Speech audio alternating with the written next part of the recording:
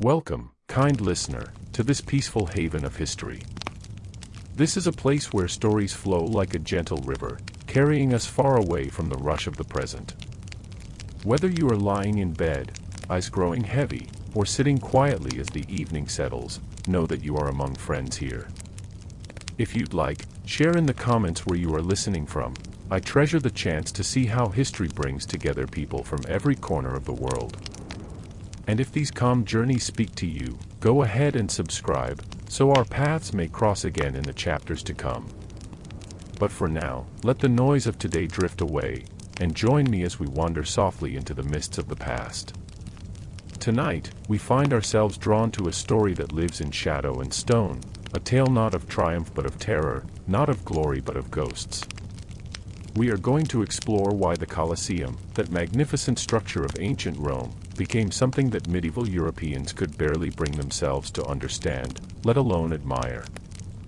It is a story that winds through centuries like an old vine creeping over forgotten walls, and it asks us to consider how the weight of history can sometimes feel too heavy to bear, how monuments meant to celebrate can become monuments that haunt. Imagine, if you will, standing in Rome on a spring morning in the year 1200. The sky is pale and tender with dawn light. Birds are singing in the olive trees. The city around you is smaller than the one that stood here 1,000 years before, much smaller, really just a collection of neighborhoods clustered among ruins. And rising before you, massive and inexplicable, is the Colosseum.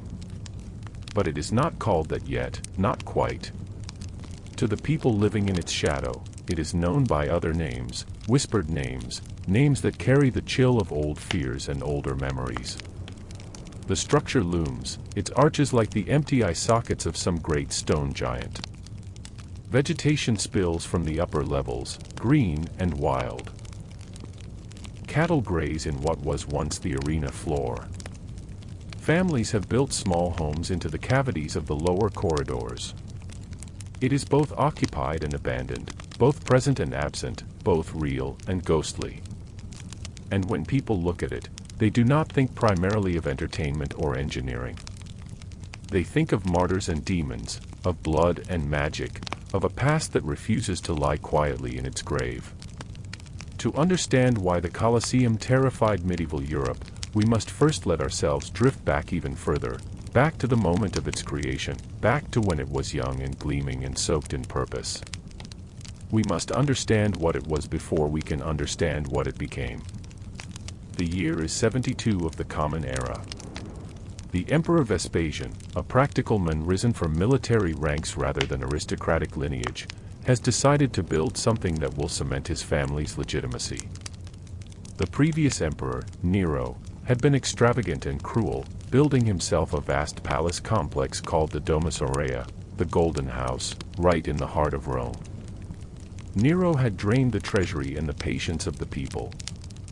When he finally fell, his palaces stood as monuments to tyranny. Vespasian understood symbols. He understood that to win the people, you must give them back what was taken. So on the site of Nero's private lake, in the valley between the Palatine, Esquiline, and Celian hills, Vespasian ordered the construction of an amphitheater that would dwarf all others. It would not be a palace for one man but a palace for the people. It would be called the Flavian Amphitheater, after Vespasian's family name, and it would be the largest of its kind in the entire empire. The construction was a marvel of organization and engineering.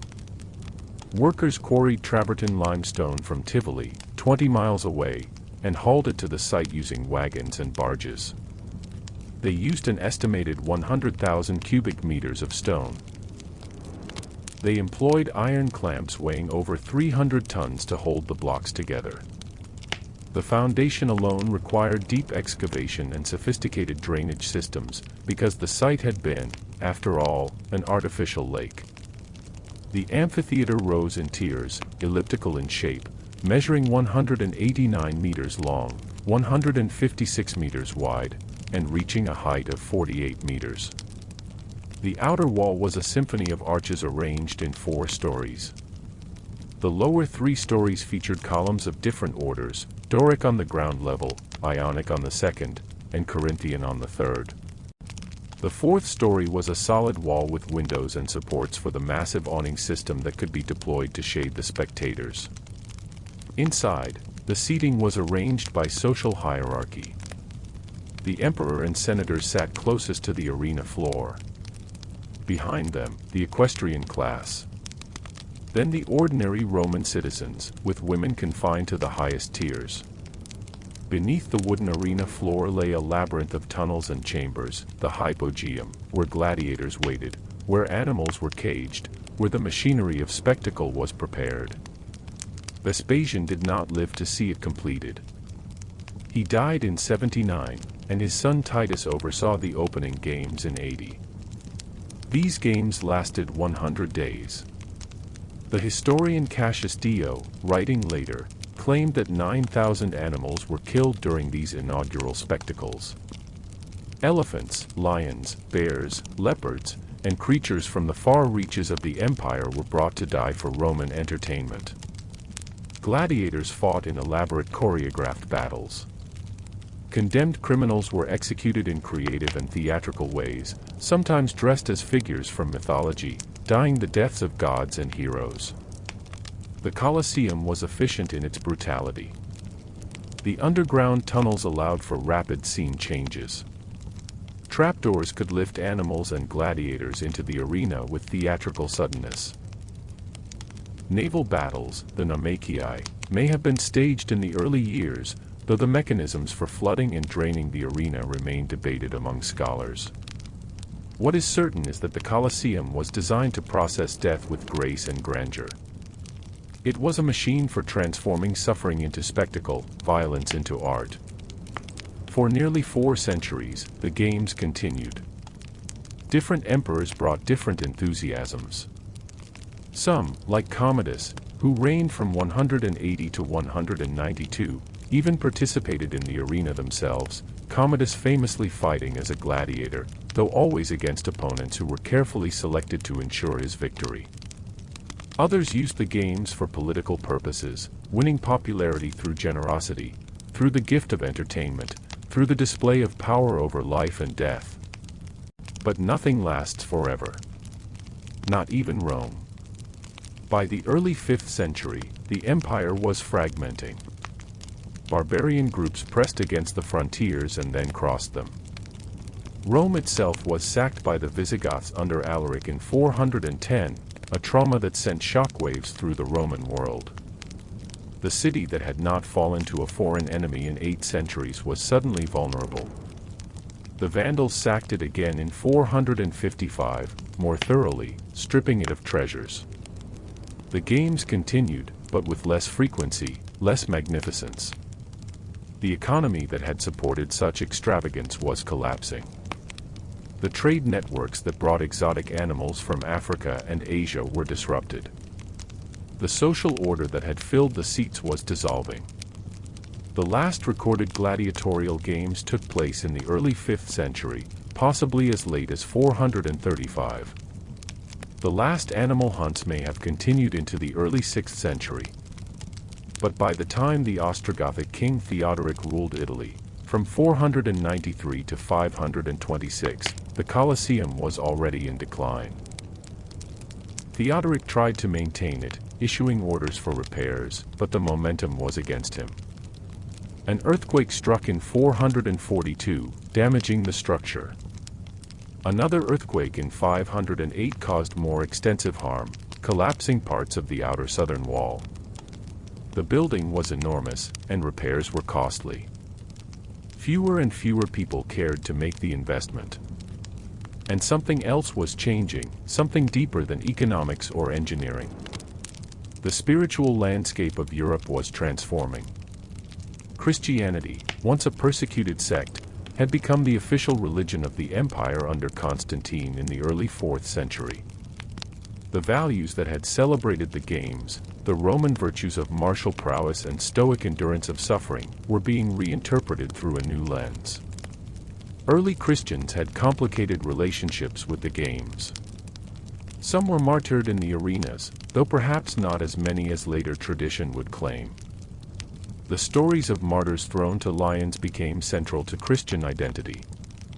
These were not entertainments but atrocities, not spectacles but persecutions. The arena, in Christian memory, was a place where the innocent died for their faith, where the cruelty of pagan Rome revealed itself most nakedly. By the medieval period, this memory had calcified into certainty. The Colosseum was not just a place where people had once been entertained. It was a place where Christians had been slaughtered by the thousands, where the blood of the faithful had soaked into the sand, where the roar of crowds had drowned out prayers. Now, the historical reality was more complex. Most Christian martyrs were executed in other ways and other places. The games were brutal, but they were not primarily about religious persecution. They were about social control, entertainment, and the display of Roman power. But memory is not bound by historical precision. Memory reshapes the past to serve the needs of the present. Medieval Christians, looking at the Colosseum, saw a monument to pagan sin. They saw a charnel house, a place haunted by the unavenged dead. And in seeing this, they could not help but feel a cold dread, a sense that something terrible still lingered in those stones. Let us move forward now, gently, into the early medieval period, that time sometimes called the Dark Ages, though the darkness was never quite as complete as the name suggests. This is the period from roughly 500 to 1000, when Rome itself had become a much smaller city, a shadow of its former self. The population, which had perhaps reached 1 million during the empire's height, had shrunk to 30,000 or less. Whole districts were abandoned. The great aqueducts fell into disrepair, and with them went the public baths, the fountains, the easy supply of water that had made urban life comfortable. The Colosseum stood in this diminished city like a beached whale, too large to ignore, too large to remove. People did what people do with large structures they cannot use and cannot destroy, they adapted it. The tunnels beneath the arena became storage spaces. The corridors became workshops. Families built homes into the arches, creating a small neighborhood within the amphitheater's embrace. But even as people used it, they feared it. The building was associated with the old religion, with the games, with violence. And in the medieval mind, the old pagan world was not simply gone. It was still present, lurking, powerful in its way. The ancient gods had not disappeared, they had become demons. The magic of the old empire had not vanished, it had become sorcery. This transformation of pagan deities into demons was a widespread phenomenon. The medieval church taught that the gods worshipped before Christianity were actually devils who had deceived humanity. Jupiter, Mars, Venus, these were not myths but malevolent spirits. Their temples were not quaint ruins but dangerous places where demons still dwelt. And the Colosseum, the greatest monument of pagan Rome, the place where so much blood had been spilled, where so many deaths had occurred for the pleasure of crowds, this was surely a place where demons would congregate. The medieval imagination populated the ruins with supernatural presences. Stories began to circulate. One of the most persistent legends involved necromancy, the dark art of summoning the dead. According to tales that spread throughout medieval Europe, magicians would come to the Colosseum at night to perform their rituals. The building's history of death made it an ideal location for such practices. All that spilled blood, all those tortured souls, created a kind of spiritual residue, a thinning of the veil between worlds. These stories were not idle fiction. They reflected genuine beliefs about how the world worked, about the persistence of spiritual forces, about the dangers of places marked by suffering. Medieval people believed that violent death created restless spirits. They believed that certain locations retained the imprint of traumatic events. The Colosseum, by this logic, was supremely dangerous, a battery charged with centuries of anguish. There was another layer to the fear, connected to the building's very name. In the early medieval period, the structure began to be called the Colosseum, though the origin of this name is debated. The most common explanation is that it derived from the Colossus of Nero, a massive bronze statue that had stood nearby. This statue, which depicted Nero as the sun god, was over 100 feet tall.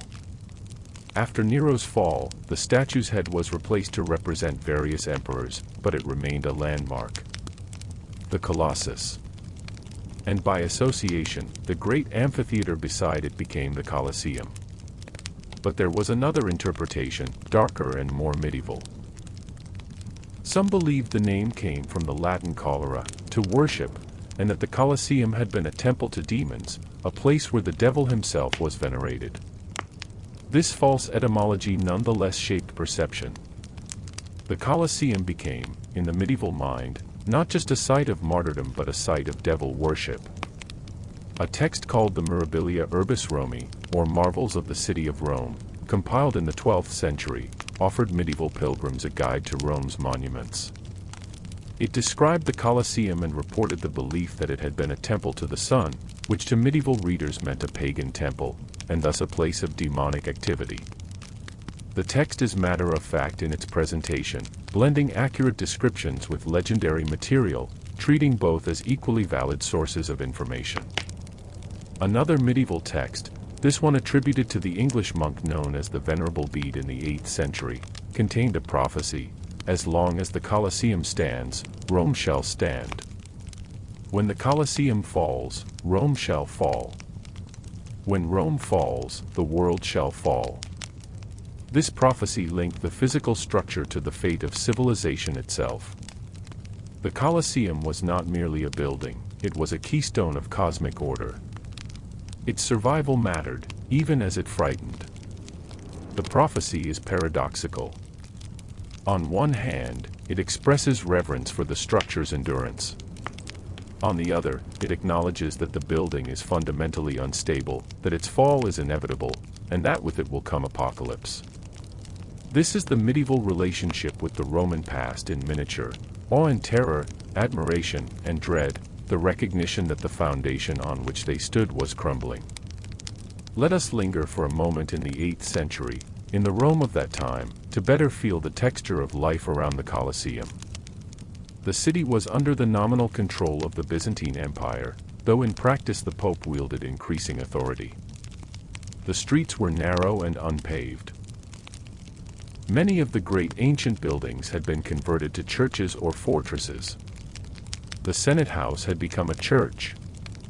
The Pantheon, remarkably, had also been converted to a church, which is why it survived intact while other temples were dismantled for their materials. But the Colosseum was too large, too complex, too structurally compromised to be easily converted. Its oval shape did not lend itself to Christian architecture. Its associations were too dark. And so it remained in a kind of liminal state, neither fully abandoned nor fully reclaimed. Pilgrims came to Rome from all over Christendom, traveling dangerous roads to visit the tombs of the apostles Peter and Paul, to receive blessings, to see the heart of the faith. These pilgrims would have seen the Colosseum, and they would have been told stories. Their guides, often local clergy or enterprising Romans, would have pointed to the structure and recounted tales of martyrs. Saint Ignatius of Antioch, who was martyred in Rome around 107, may have been executed in one of Rome's amphitheaters, though not necessarily the Colosseum. But by the medieval period, distinctions blurred. Many martyrdoms that occurred elsewhere or earlier were retroactively located in the Colosseum. The building became a synecdoche for all Christians suffering under the empire. These pilgrims would have walked around the exterior, perhaps ventured into the lower levels if they were brave. They would have prayed. They would have collected small stones or fragments as relics, souvenirs of their pilgrimage. And they would have felt, deeply, the strangeness of the place, its melancholy grandeur, the way the past seemed to press against the present like a hand on a window pane. At night, the Colosseum was to be avoided. Darkness brought out not just bandits and wild animals, which sheltered in the ruins, but spiritual dangers. Stories circulated of travelers who ventured near the amphitheater after sunset and saw strange lights, heard unearthly sounds, glimpsed figures that could not be human.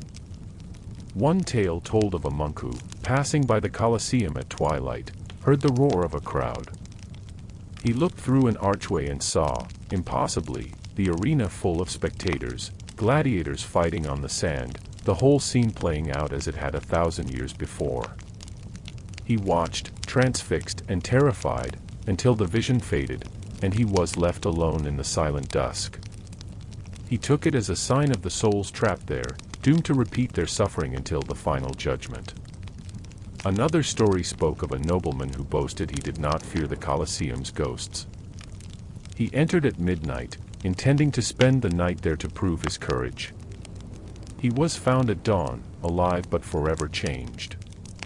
His hair had turned white.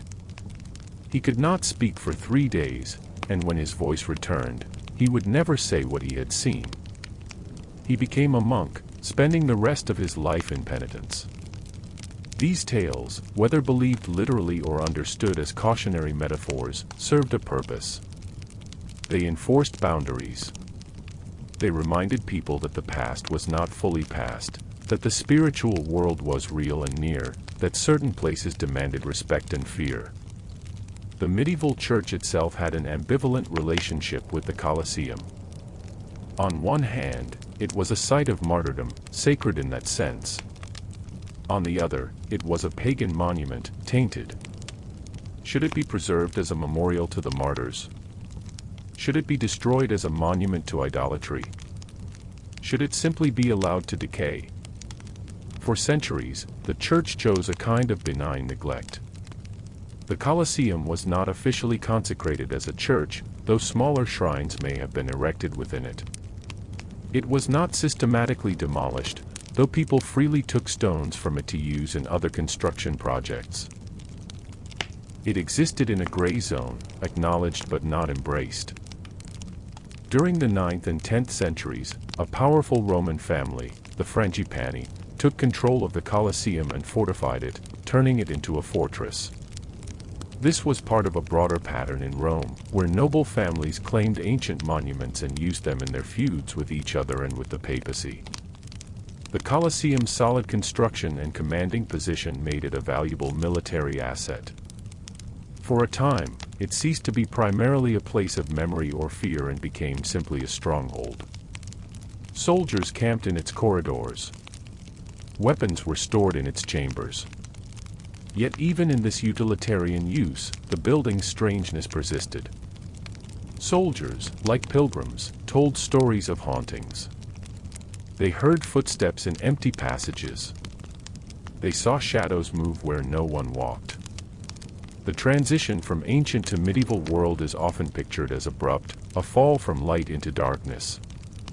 But it was more like a long twilight, a gradual dimming, with occasional flashes of memory and continuity.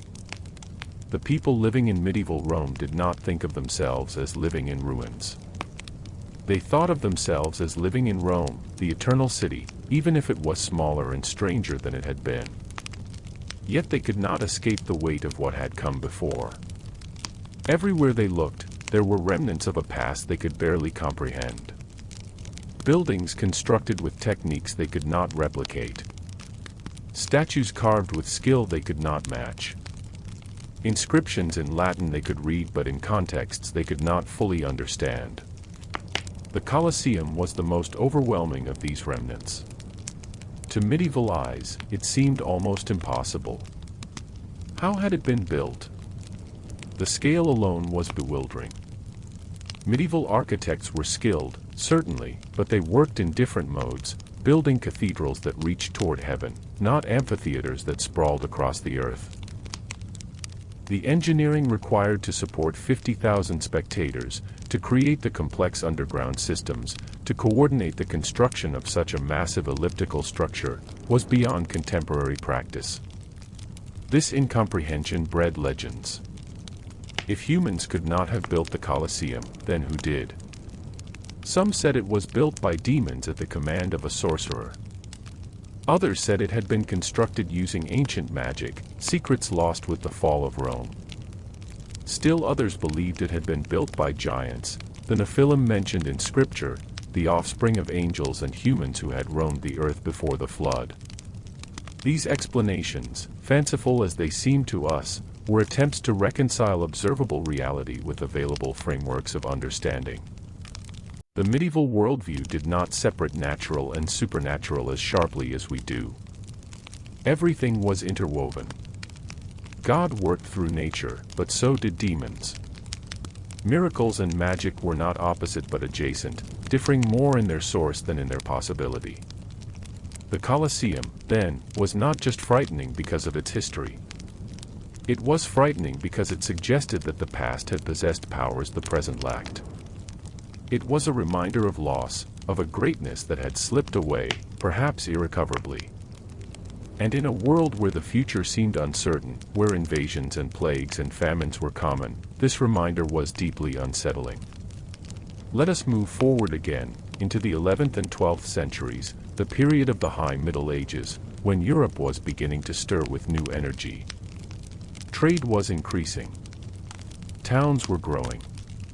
Cathedrals were rising, those soaring Gothic structures with their pointed arches and vast windows of colored light.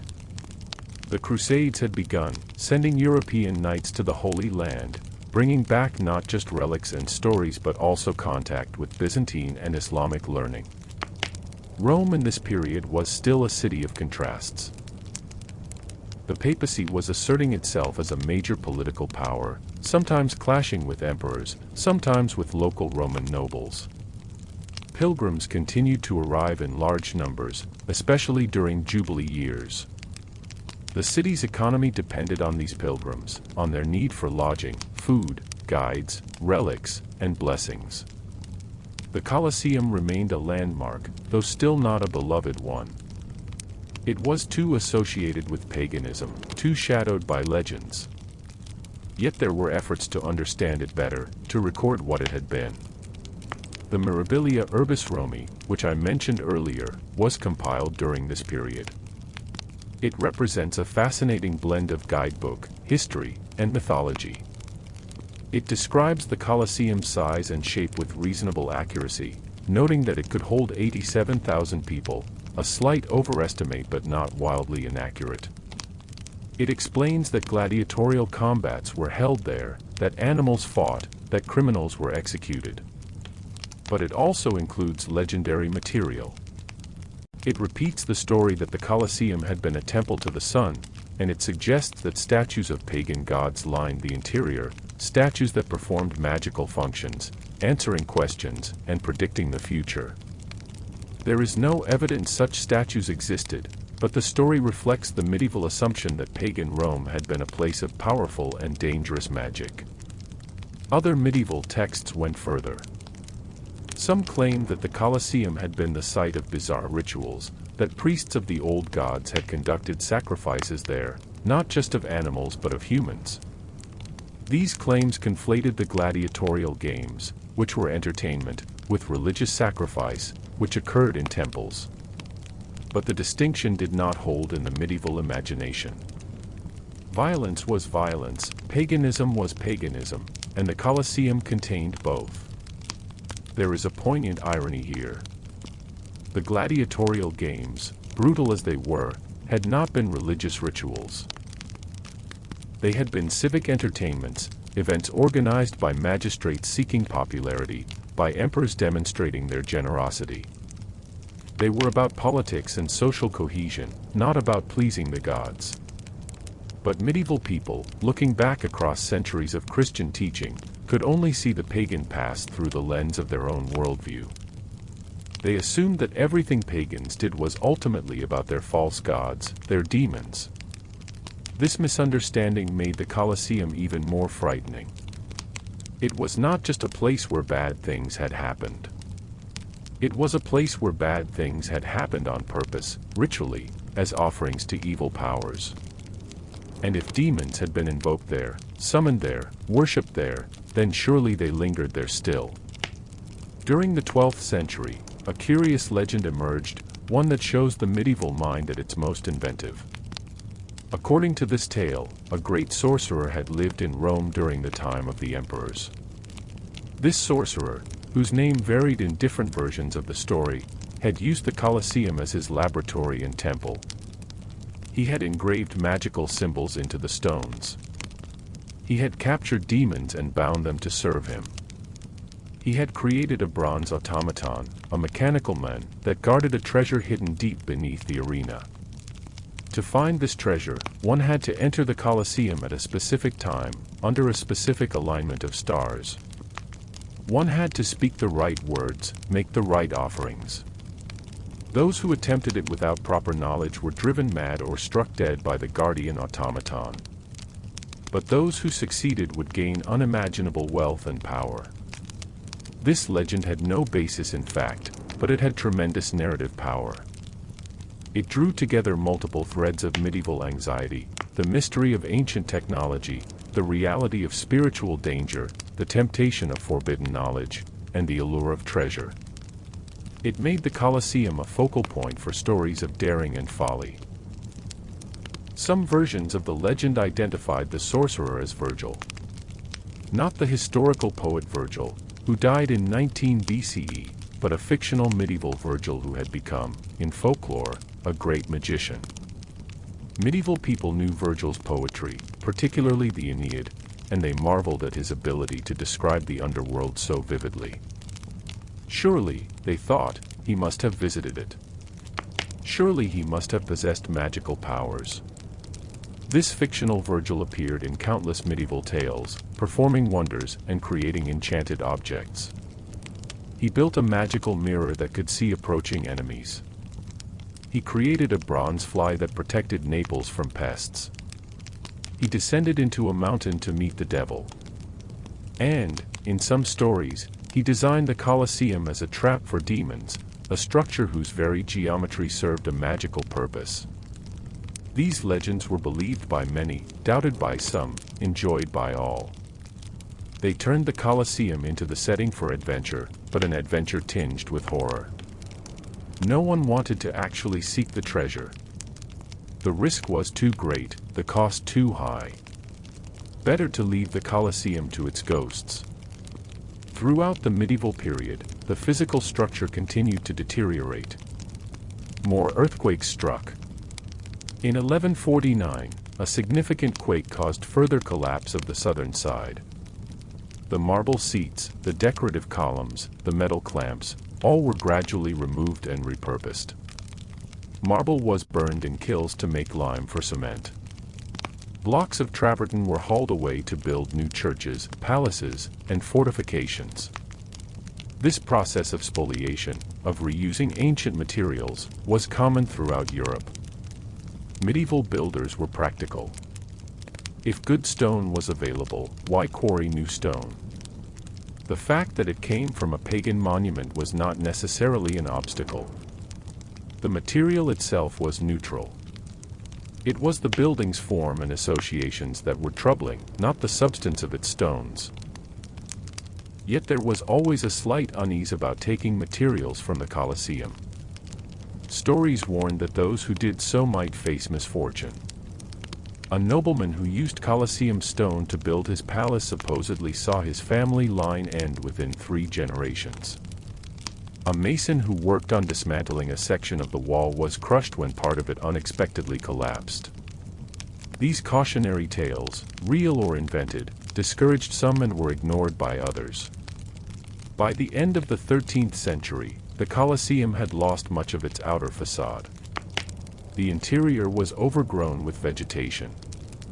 Trees grew from the upper levels, their roots burrowing into cracks, accelerating the decay. Wildflowers bloomed in the arena. In a strange way, nature was reclaiming the structure, softening its harsh edges, making it less a monument and more a kind of inhabited landscape. Poets began to see beauty in this decay. The ruins of Rome became a subject for meditation on the transience of human glory. The Colosseum, with its broken arches and colonnized walls, epitomized this theme. It had been mighty and was brought low. It had been feared and was now pitied. It spoke of mortality, not just of individuals but of civilizations. Yet the fear never entirely vanished. Even as the Colosseum became picturesque, it remained eerie. Visitors reported a coldness in the air near it, even on warm days. They spoke of a silence that felt unnatural, as if sound itself was swallowed by the stones. They described a feeling of being watched, though when they turned, no one was there. These sensations can be explained psychologically. The power of suggestion, the knowledge of the building's history, the sheer alienness of its scale and form, all contribute to unease. But for medieval people, psychological explanations were not sufficient. The unease was evidence of a genuine spiritual presence. The Colosseum was haunted, and the haunting was real. Let us pause now and consider the broader context of medieval fear, because to understand why the Colosseum terrified, we must understand the world in which that terror flourished. The medieval period was a time of faith, but faith coexisted with fear. The supernatural was omnipresent. Angels and demons contended for human souls. Saints performed miracles. Witches cast curses. The dead did not always rest quietly. This was not a world of naive superstition, not exactly. Medieval people were capable of sophisticated reasoning.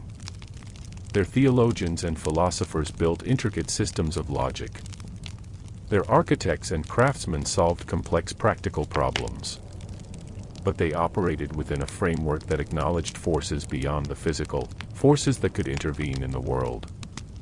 The Colosseum fit perfectly into this framework. It was a liminal space, a threshold between past and present, between the living and the dead, between the Christian world and the pagan world that preceded it. Such thresholds were dangerous. They were places where the normal rules did not fully apply, where the boundaries were thin. Medieval people had rituals for dealing with such places. They said prayers. They made the sign of the cross. They carried relics or holy water. These were not mere gestures but technologies, methods for navigating a world understood to be populated by invisible powers. Approaching the Colosseum without such protections was foolhardy. There were also folk practices, inherited from pre-Christian times and adapted to coexist with Christian belief. People left offerings at certain ruins, not to worship them but to appease any spirits that might dwell there. They avoided certain paths after dark. They observed taboos about what days were safe for certain activities and what days were not. The Church often tried to suppress these practices, seeing them as remnants of paganism. But they persisted, woven into the fabric of daily life. And around the Colosseum, they were particularly strong. The building was too significant, too potent, to be ignored by popular religion. An interesting development occurred in the late medieval period. The Colosseum began to be incorporated into Christian symbolism more deliberately. The association with martyrs, which had always been present, was emphasized and elaborated. The arena was reimagined as a sacred space, hallowed by the blood of the faithful. In 1332, a religious confraternity was established with a chapel in the Colosseum. They dedicated it to the memory of the martyrs and held services there. This was an attempt to reclaim the building, to Christianize it, to transform it from a place of pagan horror to a place of Christian devotion. The confraternity's efforts had limited impact on the popular imagination. The Colosseum was too large, too ruined, too saturated with older associations to be fully redeemed. But it represented a shift, a recognition that the building could not simply be ignored or feared indefinitely. It had to be engaged with, interpreted, given new meaning. Other religious groups followed. Small shrines were built into the niches. Crosses were erected on the arena floor. Processions were held, with pilgrims walking the perimeter, chanting prayers. These activities were meant to sanctify the space, to drive out whatever darkness lingered. Yet even these pious efforts could not entirely dispel the unease. The Colosseum remained a place apart, a place where the ordinary comforts of faith felt strained. Praying there required courage. The words felt heavier, the silences deeper. It was as if the building resisted sanctification, as if centuries of blood and suffering had left a stain that no amount of holy water could wash away. The 14th century brought new calamities to Europe. The Black Death, the catastrophic plague that arrived in 1348, killed perhaps a third of the continent's population. Entire villages were emptied. Cities became charnel houses. The social order staggered under the weight of loss. In Rome, the plague struck with particular virulence. The crowded, unsanitary conditions of the medieval city were ideal for the disease's spread. Bodies piled in the streets. The living fled if they could, or barricaded themselves in their homes if they could not. The Colosseum, already a place associated with death, took on new resonance during the plague years. Some saw it as a prophecy, a reminder that death had always been Rome's companion. Others wondered if the plague itself was a curse, a punishment for the sins of the past, for the blood spilled in that very arena. There were reports, never confirmed, of plague victims being brought to the Colosseum and left to die there, as if the building were a vast open tomb. Whether this actually happened is unclear. But the image took hold, the Colosseum as a place where death was not just remembered but enacted anew, where the past and present collapsed into each other. After the plague receded, leaving Europe diminished and traumatized, the Colosseum stood as a monument not just to ancient violence but to the fragility of all human endeavor. Empires fall. Cities empty. Even the mightiest structures crumble. This was the lesson read in its stones. As the medieval period drew toward its close, as the Renaissance began to dawn in Italy during the 14th and 15th centuries, attitudes toward the ancient world started to shift. Scholars began studying Latin and Greek texts with new enthusiasm. Artists looked to classical models for inspiration. The ruins of Rome, including the Colosseum, were examined not just with fear but with curiosity. Yet the Renaissance did not immediately dispel the Colosseum's terror. If anything, the new attention brought the building's strangeness into sharper focus. Renaissance architects marveled at its engineering but could not fully explain it. Renaissance humanists read ancient accounts of the games and were both fascinated and horrified. The Renaissance mind was more complex, perhaps, than the medieval mind in its relationship with the past. Medieval people had largely accepted that the ancient world was pagan and therefore dark, dangerous, and to be approached with caution. Renaissance thinkers wanted to reclaim the classical world, to see it as a source of wisdom and beauty, to learn from it. But the Colosseum posed a problem. How could one admire Roman engineering and art while confronting what Romans had done for entertainment? This tension played out in fascinating ways. Renaissance artists drew the Colosseum, studied its proportions, used its architectural elements in their own designs. The three orders of columns, the rhythmic arrangement of arches, the sheer monumentality, these became influential. Buildings across Europe began to incorporate elements inspired by the Colosseum. Yet these same artists and architects, when writing about the structure, often expressed discomfort, even disgust, at its original purpose. A humanist scholar named Poggio Bracciolini, writing in the early 15th century, composed a meditation on the ruins of Rome. He walked through the city, noting what had been lost, what remained. When he came to the Colosseum, his tone shifted. He acknowledged its grandeur but could not separate that grandeur from the cruelty it had housed. Here, he wrote, the glory of Rome and the shame of Rome stand together in stone, and we who look upon it must ask ourselves what glory is worth, if it requires such shame. This sentiment would echo through the centuries. The Colosseum became a test case for moral judgment on the past. Could one appreciate the achievement while condemning the use? Or were they inseparable, the beauty and the horror bound together so tightly that admiring one meant excusing the other? Pope Nicholas V, who reigned from 1447 to 1455, tried to stop the spoliation of the Colosseum, issuing decrees protecting ancient monuments. But enforcement was difficult, and practical needs often overrode preservation impulses. Rome was being rebuilt, transformed into a showcase of papal power and Renaissance art. The Colosseum stones were too useful, and the will to protect the structure was inconsistent. Other popes took different approaches. Pope Paul II, in the 1460s, actually sponsored games in the Colosseum, though not gladiatorial combat. These were public celebrations, festivals with races and theatrical performances. It was an attempt to reclaim the space for communal joy, to overlay the old associations with new ones. The attempt was only partially successful. The festivals drew crowds but also criticism. Many Romans felt uneasy about celebrating in a place so stained with blood, so connected to martyrdom. The fear had evolved but had not disappeared. It was no longer primarily about demons and ghosts, at least not among the educated classes. It was becoming a more psychological fear, a disquiet about what the building represented, about what it said about human nature. If Romans, civilized and sophisticated, had delighted in watching people and animals die, what did that mean about civilization itself?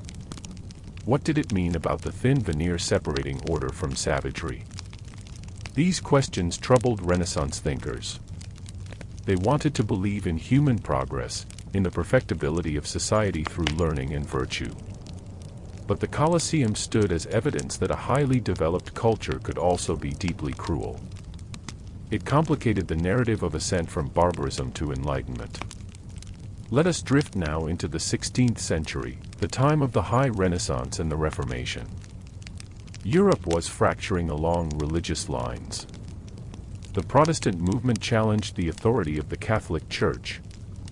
Wars of religion erupted. Rome itself was sacked again in 1527, this time by mutinous troops of the Holy Roman Emperor Charles V, many of them German Lutherans who had particular contempt for the papacy. The sack was brutal. Soldiers looted churches, murdered priests, desecrated relics. The city was traumatized. And in the aftermath, as Rome slowly recovered, the Colosseum gained a new layer of meaning. It became a symbol of Rome's endurance, its ability to survive catastrophe. It had outlasted emperors and popes, barbarians and plagues, earthquakes and sacks. It remained. But it remained in a state of ongoing decay. The vegetation grew thicker. The stone continued to be taken.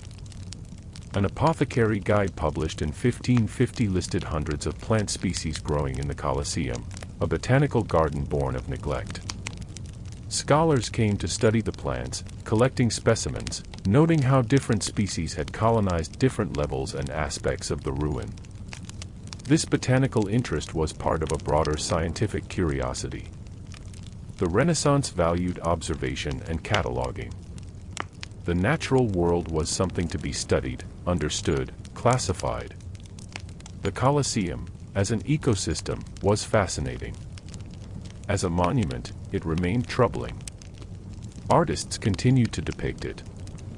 Painters included it in backgrounds, using its recognizable arches to signal Rome to viewers. Poets referenced it in verses about mortality and fallen greatness. The image of the Colosseum became iconic, a visual shorthand for an entire complex of ideas about time, power, faith, and loss. One of the most famous references comes from Lord Byron's poem, Childe Harold's Pilgrimage, though that is from the 19th century, so we are leaping ahead. Let me return to the 16th century and maintain our gentle chronology. In 1552, a scholar named Bartolomeo Mariani published a detailed study of ancient Rome's monuments. His section on the Colosseum combined architectural description with historical context. He explained the seating arrangements, estimated the capacity, described the underground structures. He also included accounts of martyrdoms, accepting the tradition that thousands of Christians had died there. Mariani's work was influential, shaping how educated Europeans understood the building. But it did not dispel the fear. If anything, the detailed descriptions made the Colosseum's original function more vivid and more disturbing. Readers could imagine the scenes more clearly, the crowds roaring, the sand soaked with blood, the machinery lifting animals into view, the gladiators saluting the emperor before combat. The precision of the description intensified the horror. The Counter-Reformation, the Catholic Church's response to Protestantism, brought renewed emphasis on the cult of martyrs. Saints and martyrs were central to Catholic identity, distinguishing it from Protestant practice. The martyrs who had died in the Colosseum were venerated, their stories retold and embellished. Churches were dedicated to them. Their relics were enshrined. This emphasis served multiple purposes. It reinforced Catholic claims to be the true church, the church that could trace its lineage back to the apostles through an unbroken line of witnesses who had died for the faith. It also provided powerful propaganda, vivid stories of courage and faith that could inspire the faithful and shame waverers.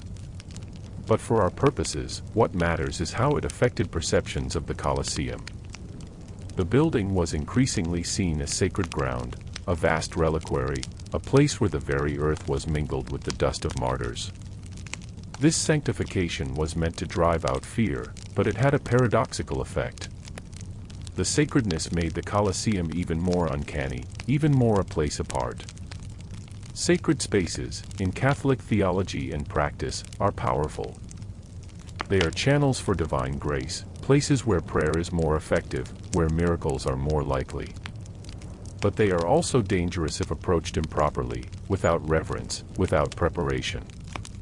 The Colosseum, reimagined as a martyrdom site, became a place demanding utmost respect, and the penalty for disrespect was understood to be severe. Stories emerged of people who had mocked the martyrs or treated the Colosseum with contempt and who subsequently suffered misfortunes. A skeptical nobleman who scoffed at the martyrdom account supposedly fell from his horse while riding past the Colosseum and broke his neck. A thief who tried to steal stones for sale was crushed when a wall collapsed on him. Whether these stories described real events or were invented to enforce proper behavior, they had real effects. They made people cautious, watchful, afraid. In 1567, an important shift occurred. Pope Pius V blessed the Colosseum and declared it sanctified by the blood of Christian martyrs. He encouraged pilgrims to visit, to pray there, to honor the faithful who had died. This was the most explicit attempt yet to transform the building's meaning, to turn it from a place of pagan horror into a place of Christian glory. Some took up this call with enthusiasm. A tradition developed of walking the stations of the cross within the Colosseum, meditating on Christ's passion in a place where his followers had suffered. This practice continued for centuries, linking the Colosseum firmly to Christian devotion. Yet even this sanctification could not fully erase the building's older associations. It remained liminal, threshold, a place where different temporalities and different meanings coexisted uneasily. To walk through it was to feel history as a weight, as a presence, as something that did not just inform the present but pressed upon it, shaped it, constrained it. The late 16th and 17th century saw Baroque Rome emerge, a city of dramatic churches and grand piazzas, of theatrical fountains and sweeping staircases. The popes rebuilt and redecorated, commissioning artists like Bernini and Borromini to create a capital worthy of the Catholic Church's renewed confidence. In this transformed city, the Colosseum stood as an anomaly, too old to fit the new aesthetic, too massive to be ignored. Some Baroque architects proposed radical renovations. One plan suggested converting the interior into a vast church, with the arena floor raised and a dome constructed over it. Another proposed turning it into a factory for wool processing, with different areas devoted to different stages of production. These plans were never executed, but they revealed the ongoing challenge the Colosseum posed. What do you do with a structure too large to remove, too famous to ignore, too awkward to use?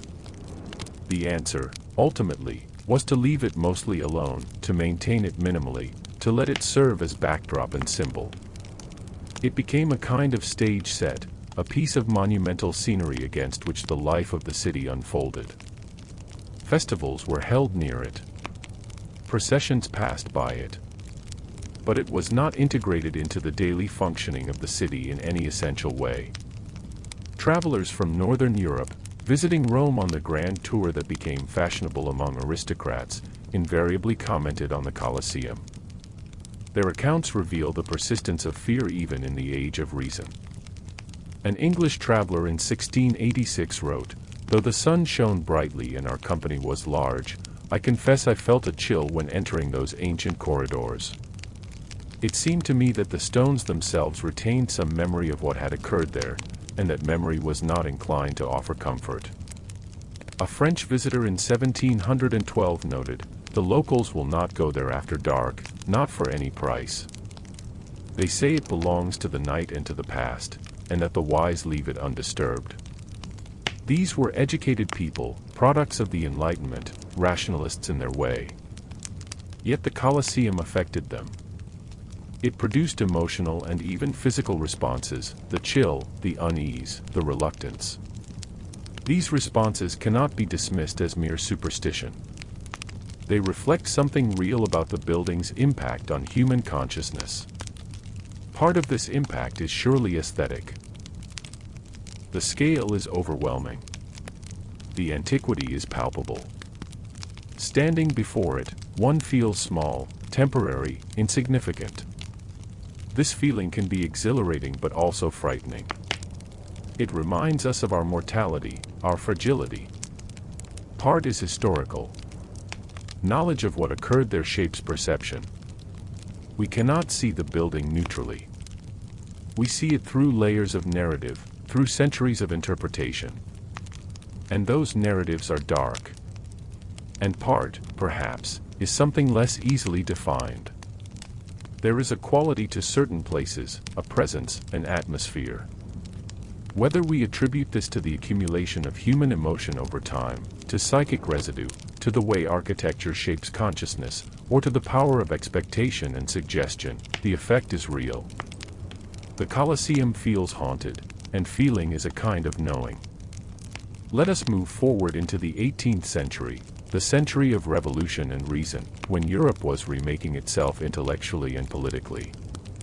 The Enlightenment valued rationality, progress, and the systematic application of scientific method. Superstition was to be dispelled. Ancient texts were to be read critically. The world was to be understood through natural laws, not supernatural interventions. And yet, the Colosseum remained uncanny. Enlightenment thinkers visited it and found themselves moved in ways their philosophy did not quite account for. Edward Gibbon, the great historian who wrote The Decline and Fall of the Roman Empire, stood in the Colosseum on an October evening in 1764 and conceived his life's work. He described the moment, the ruins around him, the friars singing in the temple of Jupiter, the overwhelming sense of historical sweep. The Colosseum provoked in him not fear exactly, but a profound historical vertigo, a sense of standing at the intersection of deep time. This vertigo is a kind of fear, or related to fear. It is the feeling of foundations shifting, of certainty dissolving, of realizing how contingent everything is. Empires rise and fall. Civilizations flourish and collapse. The Colosseum, in its ruined grandeur, makes this truth visceral. Other Enlightenment figures were more directly unsettled. Johann Wolfgang von Goethe visited Rome in 1786 and wrote extensively about his experiences. Of the Colosseum, he noted its magnificence but also its oppressive grandeur. He found it difficult to remain there long. "One hastens away," he wrote, "as if fleeing something one cannot name." What could not be named was perhaps the recognition of what humans are capable of, both in achievement and in cruelty. The Enlightenment celebrated human potential, but the Colosseum was a reminder that potential cuts both ways. The same ingenuity that builds cathedrals can build slaughterhouses. The same organizational capacity that creates prosperity can create atrocity. During the 18th century, the Colosseum continued to lose material to spoliation, though at a slower rate than before. Various popes issued decrees attempting to protect it, with mixed success. The building was also studied more scientifically. Architects measured and drew it. Historians researched ancient texts for information about its construction and use. This scholarly attention gave the Colosseum a new kind of cultural value. It was not just a religious site or a ruin. It was a document, a source of knowledge about the ancient world. The French Revolution and the Napoleonic Wars brought upheaval to Italy. French troops occupied Rome. Ancient monuments were sometimes damaged, sometimes protected, depending on the military situation and the inclinations of local commanders. The Colosseum survived these troubles largely intact, perhaps because by this point it was so stripped down, so obviously ancient and monumental, that even invading armies respected it. After Napoleon's fall and the restoration of papal rule, the Colosseum received more systematic attention. Pope Pius VII, in 1820, ordered major restoration work. Buttresses were constructed to support the fragile southern wall. Vegetation was cleared from the upper levels, though not entirely, because by now the plants were part of the structure's appeal. The Colosseum as a romantic ruin, draped in greenery, had become an aesthetic ideal. This brings us to the 19th century, when the Romantic movement fully embraced the Colosseum as a symbol. Romantic poets and artists were drawn to ruins, to decay, to the melancholy beauty of what had been lost. The Colosseum was the ultimate romantic ruin, and it inspired countless works of art and literature. Lord Byron's poem, which I mentioned earlier, includes the famous lines, "While stands the Colosseum, Rome shall stand, / when falls the Colosseum, Rome shall fall, / and when Rome falls, the world." These lines, based on the prophecy attributed to Bede, capture the romantic sensibility perfectly. The Colosseum is not just a building but a linchpin of civilization, a symbol whose fate is intertwined with humanity's fate. But Byron also described the Colosseum's gladiatorial gore, its butchered to make a Roman holiday. The brutality was central to the appeal. Romantics were fascinated by extremes, by passion and violence, by the sublime terror of confronting human capacity for both creation and destruction. Painters like J.M.W. Turner and Thomas Cole depicted the Colosseum in works that emphasized its melancholy grandeur. Turner's Colosseum is bathed in golden light, beautiful but also sad, speaking of glory departed. Cole's is darker, more brooding, emphasizing the weight of history, the inevitability of decline. These artistic representations shaped how the broader public thought about the Colosseum. Through paintings and poems, through travel accounts and novels, the image of the building entered the cultural consciousness of Europe and America. It became an icon, instantly recognizable, loaded with meaning. Yet the fear persisted, transmuted now into a more aesthetic and philosophical register. It was no longer primarily about ghosts and demons, though those stories had not entirely disappeared. Local Romans still told tales of hauntings, still avoided the place after dark. But for educated visitors, the fear was about confronting the darkness in human history, in human nature. A British traveler in 1830 wrote, "I entered the Colosseum at dawn, hoping to avoid the crowds and the heat.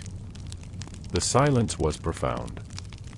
I walked alone across the arena floor, and with each step I felt the weight of the dead, not as ghosts but as moral weight, as accusation."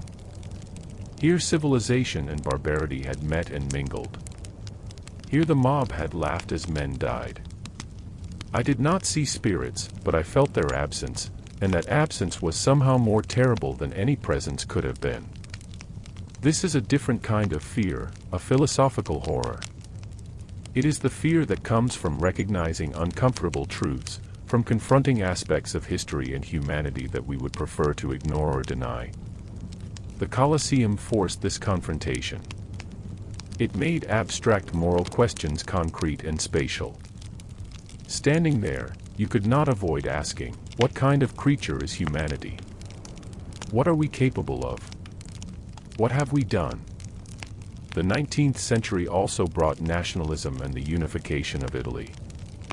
Rome became the capital of the new Italian nation in 1871, and this changed the city's character profoundly. It was no longer just the papal capital, the center of Catholicism. It was a modern nation-state's capital, a political and administrative center. The Colosseum, as the most famous Roman monument, became a national symbol. It appeared on stamps and coins. It was featured in official iconography. School children learned about it as part of their national heritage. This nationalization of the Colosseum somewhat diluted its religious associations. It was still seen as a martyrdom site, but it was also a symbol of Italian history, of the glory of ancient Rome that modern Italy hoped to emulate or reclaim.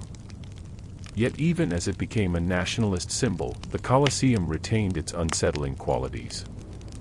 Italian intellectuals debated what lessons should be drawn from Roman history. Should modern Italy celebrate the empire's power and territorial expansion? Or should it emphasize the republic's civic virtues? And what about the violence, the slavery, the brutality? Could these be separated from the achievements, or were they fundamentally entangled? The Colosseum crystallized these debates. It was both a source of pride and a source of shame, a reminder of glory and a reminder of guilt. This duality made it powerful but also uncomfortable. National symbols are supposed to unite and inspire. The Colosseum did both, but it also troubled and questioned. As the century progressed, tourism increased dramatically. The advent of railways made travel easier and more affordable. Middle-class Europeans could now visit Rome, and many did. The Colosseum was always on the itinerary. Visitors came in droves, overwhelming the structure, leaving graffiti, chipping off pieces as souvenirs. This mass tourism created new challenges. How to preserve the monument while allowing access?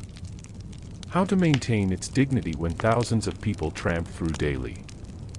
How to balance the educational and cultural value of visitation against the physical wear and tear? Italian authorities struggled with these questions. They installed barriers to protect fragile areas. They employed guards to discourage vandalism. They began charging admission fees.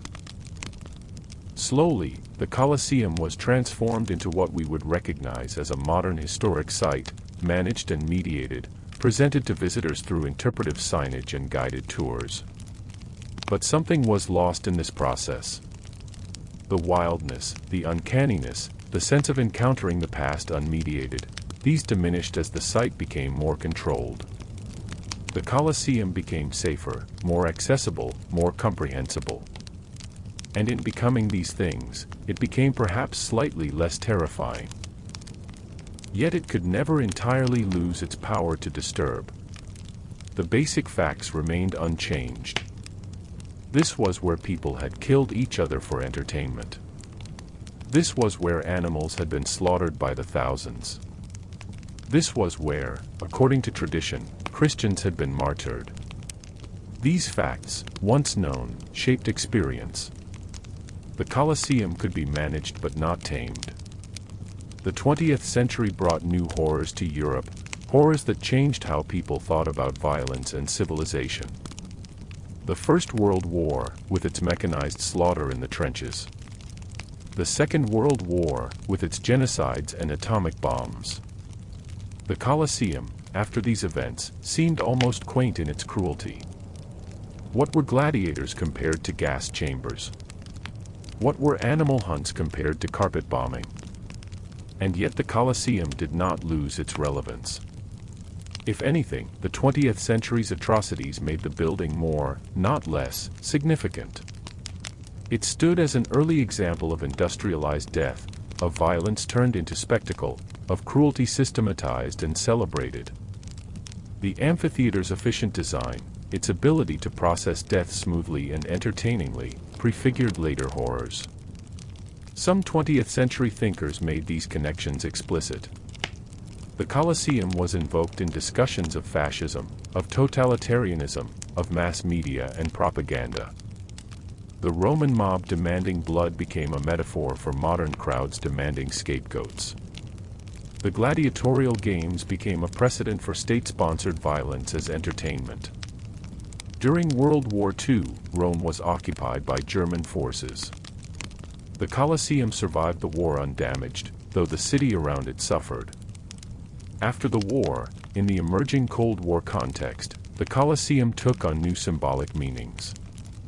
It represented Western civilization, classical heritage, the roots of European culture. It was a monument worth preserving, worth defending, against both Nazi barbarism and Soviet communism. The Catholic Church, meanwhile, continued to emphasize the Colosseum's role as a martyrdom site. In 1949, Pope Pius XII led a Holy Year pilgrimage to the Colosseum, praying for martyrs and for peace. This reinforced the building's religious significance, ensuring that it remained not just a tourist attraction or nationalist symbol but also a place of pilgrimage and devotion. In the latter half of the 20th century, the Colosseum underwent extensive restoration. Centuries of damage were repaired. Modern techniques were used to clean and stabilize the structure. The building was illuminated at night, making it a spectacular sight for tourists and residents alike. It became one of the most photographed monuments in the world, its image reproduced endlessly in guidebooks, postcards, films, and advertisements. This ubiquity of image had a curious effect. The Colosseum became so familiar that it almost became invisible, or at least its capacity to shock diminished. People knew what it looked like before they arrived. They had expectations shaped by countless representations. The real thing had to compete with the image, and sometimes the image won, rendering the reality somehow less immediate. Yet even in this saturated media environment, the Colosseum could still generate wonder and unease. First-time visitors, despite all their preparation, often reported being surprised by the scale, by the emotional impact, by the sense of history's weight. The building in person exceeded the image in some ineffable way. And at night, away from the crowds and the lights, the Colosseum retained its strangeness. Modern Romans, like their medieval ancestors, told stories of hauntings, of unexplained sounds, of presences felt but not seen. Security guards working night shifts reported unsettling experiences, footsteps when no one was there, cold spots, shadows that moved wrong. These reports were rarely taken seriously by authorities, but they persisted. Psychologists might explain these experiences as products of isolation, darkness, and suggestibility, shaped by knowledge of the site's history. But for those who experienced them, the explanations felt insufficient. The Colosseum, they insisted, was not like other buildings. Something remained, some residue of all that suffering, all that death. Let us pause and reflect on what we have traced. We began in ancient Rome, when the Colosseum was new and vital, a functioning amphitheater where games were held, where crowds roared, where the machinery of empire displayed itself. We watched it decay through late antiquity, saw it become a quarry and a fortress in the medieval period, witnessed the legends that accumulated around it. We saw how Christianity reinterpreted it, how the Renaissance struggled with it, how Romanticism aestheticized it, how nationalism claimed it. And we have arrived in the modern era, where it stands preserved and protected, a World Heritage Site, a tourist destination, a symbol recognized globally. Through all these transformations, one constant endures, the Colosseum's capacity to disturb. The specific nature of the disturbance has changed. Medieval people feared demons. Enlightenment thinkers felt historical vertigo. Romantic poets cultivated melancholic pleasure in contemplating ruins. Modern visitors confront the moral weight of history. But across these variations, a thread connects, the recognition that this place witnessed terrible things, that it was built for terrible purposes, and that its existence forces us to reckon with uncomfortable aspects of human nature. The Colosseum terrified medieval Europe because it was a monument to a pagan past that seemed powerful and dangerous, a past that might not be entirely past, that might persist in the form of demons and magic and restless dead. It was a place where the boundaries between the living and the dead, between the Christian and the pagan, between the ordered present and the chaotic past, were thin and permeable. But it terrifies us still, for different reasons. It reminds us that civilization is fragile, that cruelty and culture are not opposites but can coexist, even reinforce each other. It shows us that humans are capable of normalizing almost anything, of turning suffering into entertainment, of building magnificent structures for monstrous purposes. The architectural historian Spiro Kostov once wrote, "Buildings are not passive shelters. They are active agents in shaping human behavior and consciousness." The Colosseum shaped the consciousness of those who built it, those who used it, and all who have encountered it since. It shaped Roman consciousness by providing a theater for the performance of power, for the demonstration of hierarchy, for the ritualization of violence. It shaped medieval consciousness by providing a locus for fears about the past and the supernatural. And it shapes our consciousness by forcing us to acknowledge what we would rather not, that the distinction between civilization and barbarity is not as clear as we would like, that the capacity for cruelty is not confined to distant times and alien cultures, that monuments can be both beautiful and horrifying. When medieval Europeans looked at the Colosseum, they saw a building that did not fit their world, that came from a time before their time, when different rules applied. They saw it as alien, inexplicable, dangerous. And they were not entirely wrong. The building is alien to the medieval world, just as it is alien to ours. It speaks a language of power and violence that we recognize but do not want to claim as our own. And yet it is ours. The Colosseum is part of human heritage, a testament to human capability for both engineering brilliance and moral blindness. We cannot disown it. We can only try to understand it, to learn from it, to let it teach us about ourselves. In the 21st century, the Colosseum faces new challenges. Climate change threatens its stability. Pollution damages its stone. Mass tourism wears it down. Authorities work constantly to preserve it, using cutting-edge technology to monitor structural integrity, to clean surfaces, to prevent further deterioration. But the deeper challenge is how to present it, how to help visitors understand what it was and what it means. How do you convey the reality of the gladiatorial games without glorifying or sanitizing them? How do you acknowledge the suffering that occurred there while also recognizing the building's architectural significance? How do you honor the martyrs without propagating historically questionable legends? How do you make the past accessible without making it comfortable? These are not easy questions, and different people answer them differently. Some focus on the engineering, on the genius of Roman construction, letting visitors marvel at the mechanics of the retractable awning or the efficiency of the seating arrangements.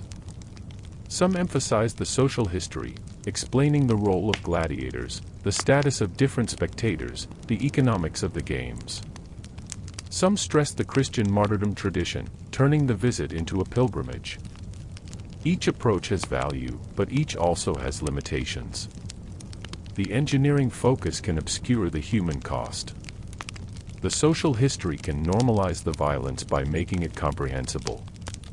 The martyrdom focus can conflate legend with history. Perhaps the best approach is to hold all these perspectives simultaneously, to let the Colosseum's complexity and contradiction remain visible.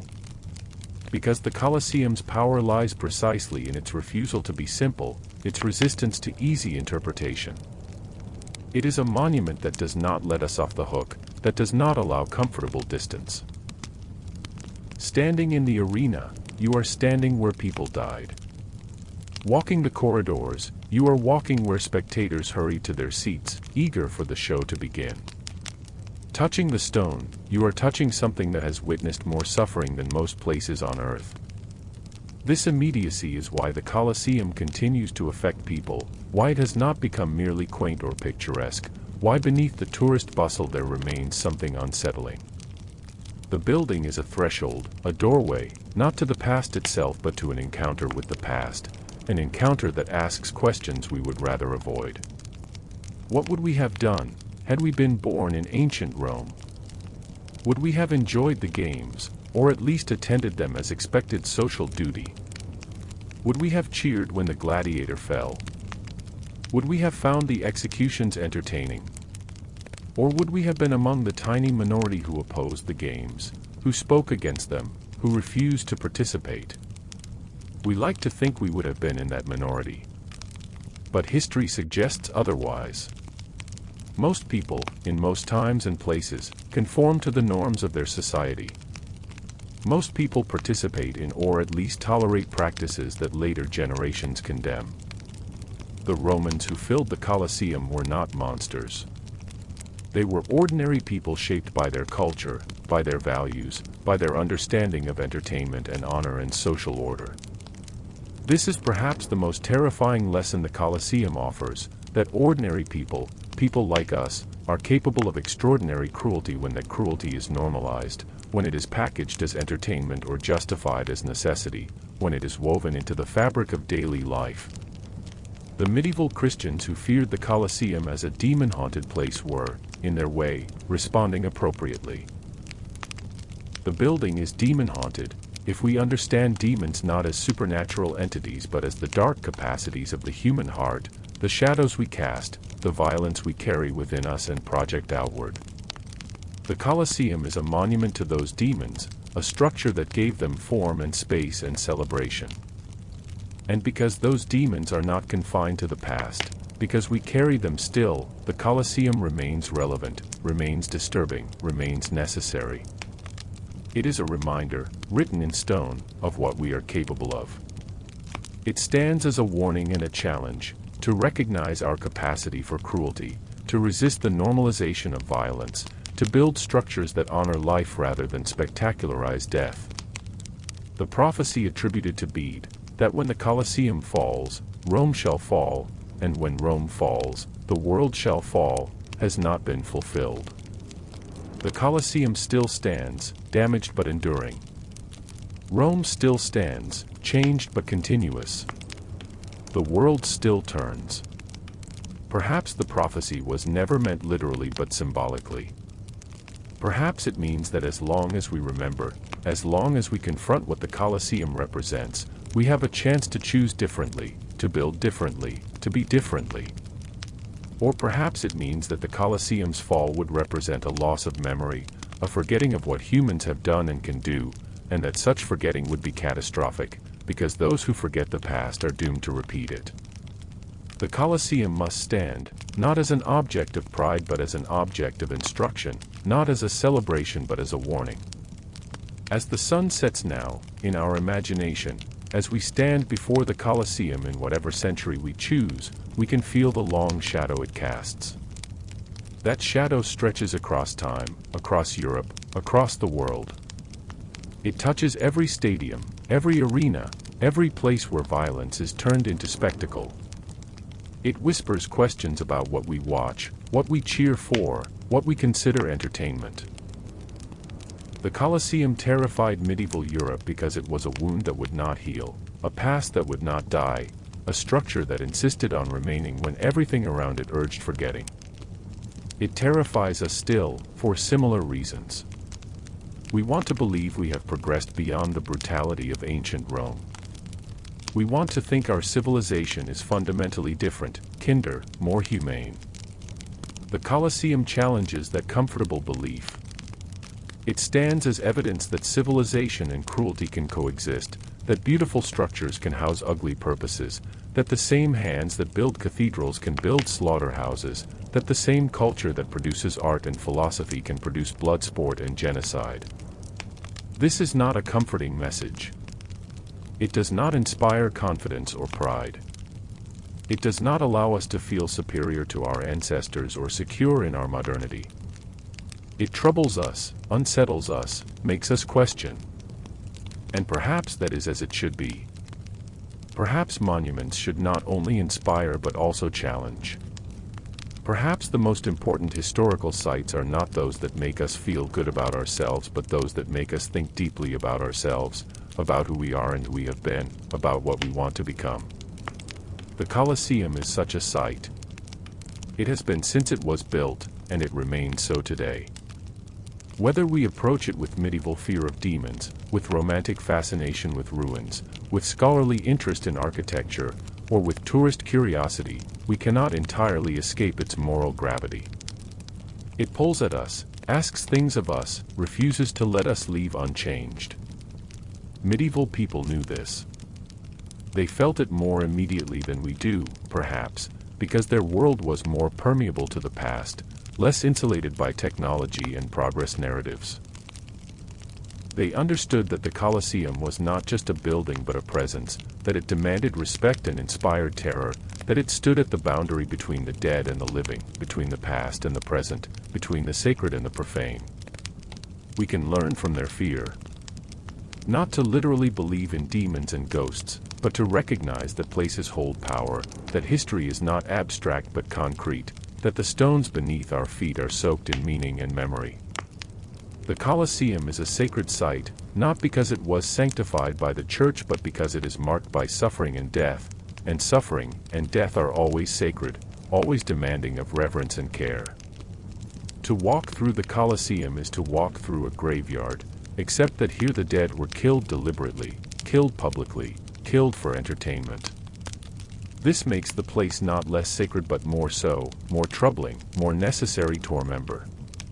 Because if we forget what happened here, if we allow the Colosseum to become merely picturesque, merely a backdrop for photographs, merely a symbol emptied of meaning, then we lose something essential. We lose the capacity to be shocked by violence, to recognize cruelty, to resist the normalization of suffering. The medieval chroniclers who recorded tales of necromancers in the Colosseum, of demons lurking in its corridors, of souls trapped in endless reenactment of their deaths, these writers were trying to articulate something that perhaps only the language of the supernatural could express. They were saying, this place is different. The ordinary rules do not fully apply here. Approach with caution. Do not assume you understand. Do not take for granted that you will leave as you came. And they were right.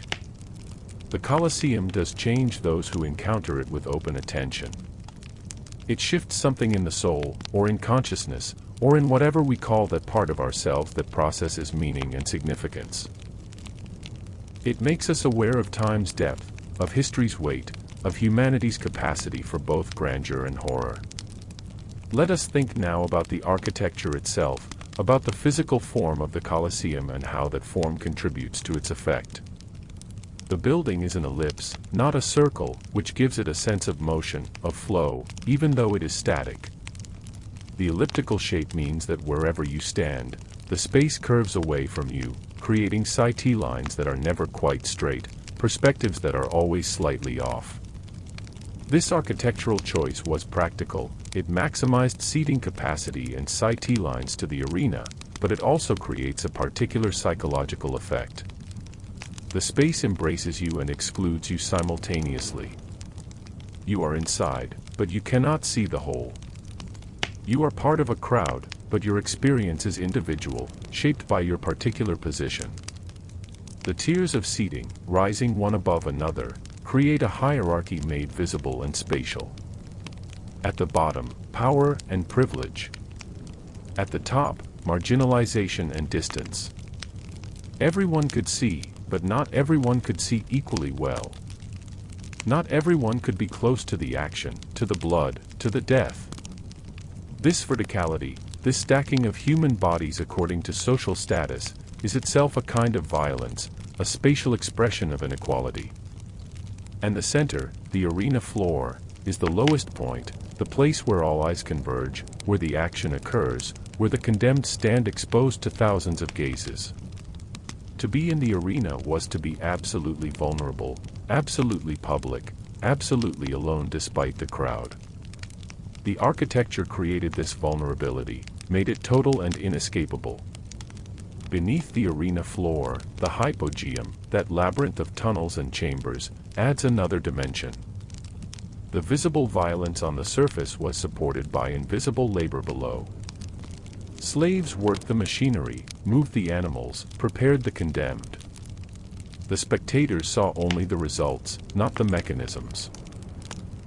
The suffering was curated, edited, presented. This separation between surface and depth, between what is shown and what is hidden, between the spectacle and the machinery that produces the spectacle, is fundamental to understanding how the games worked. And it is fundamental to understanding why the Colosseum disturbs us. Because we recognize this pattern. We see it in our own world, in the ways violence and suffering are presented to us, mediated, made consumable. The architecture of the Colosseum is not neutral. It is not merely functional. It is an argument made in stone about power, about spectatorship, about the relationship between viewer and viewed, about who has the right to watch and who must be watched. Medieval people, encountering this architecture without fully understanding its original purpose, nonetheless felt its power. The building itself communicated something about domination and subjection, about visibility and vulnerability. They read it, correctly, as a structure designed for control, for the management of bodies and gazes, for the orchestration of emotion and response. That such control had been exercised in the service of entertainment, that such sophisticated architecture had been devoted to death, made it demonic in their eyes. And perhaps they were not wrong. If demons are understood as perversions of good, as brilliance turned to evil purpose, then the Colosseum is indeed demonic, genius architecture in the service of brutality. As night deepens in our imagination, as we continue to stand before or within the Colosseum, we might think about all the people who have stood here before us. Not just the spectators of ancient Rome, but the medieval families who made homes in the arches, the Renaissance artists who drew its proportions, the Romantic poets who meditated on its ruins, the pilgrims who prayed for martyrs, the tourists who photographed its stones. Each person brought their own context, their own needs, their own questions.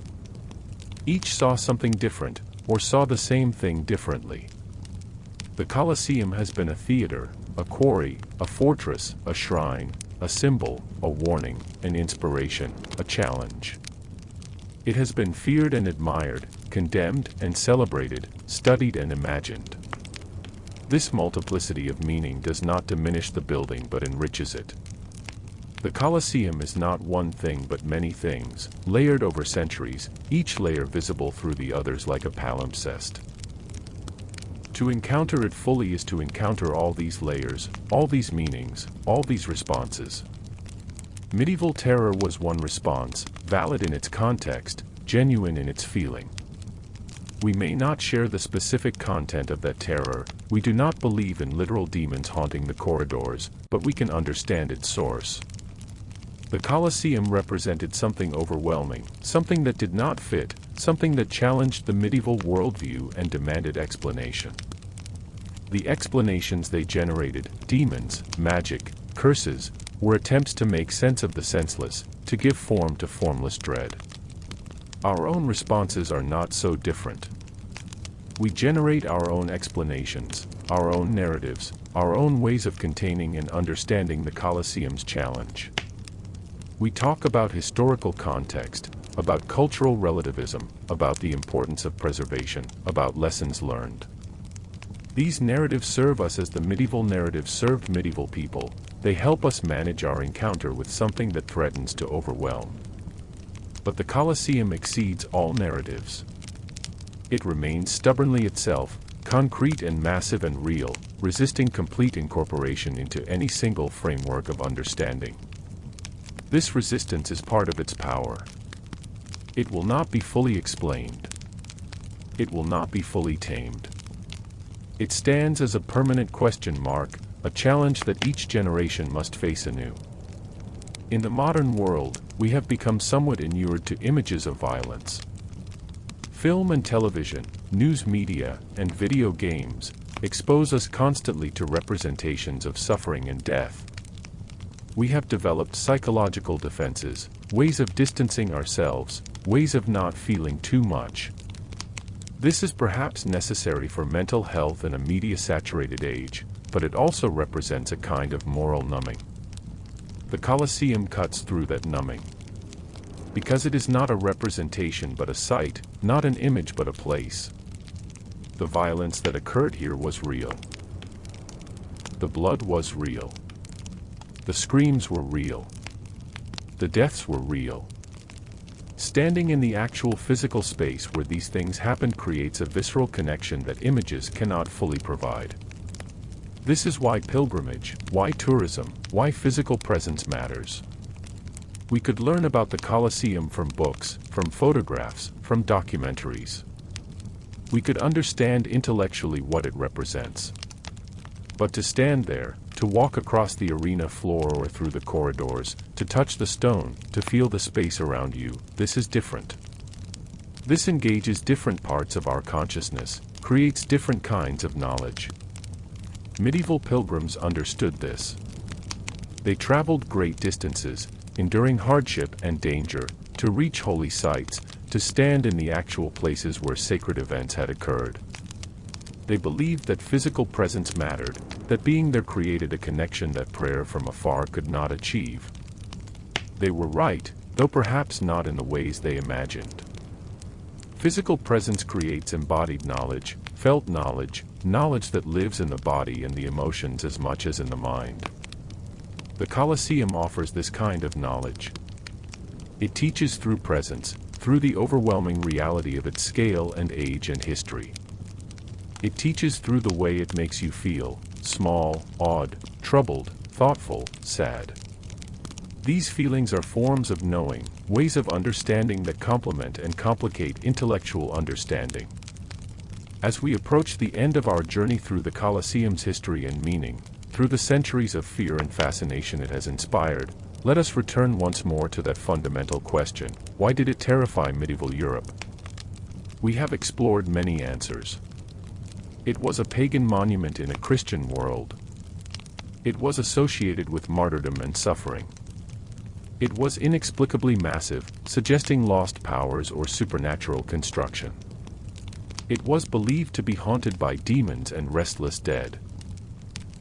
It represented a past that was both glorious and terrible, both admirable and horrifying.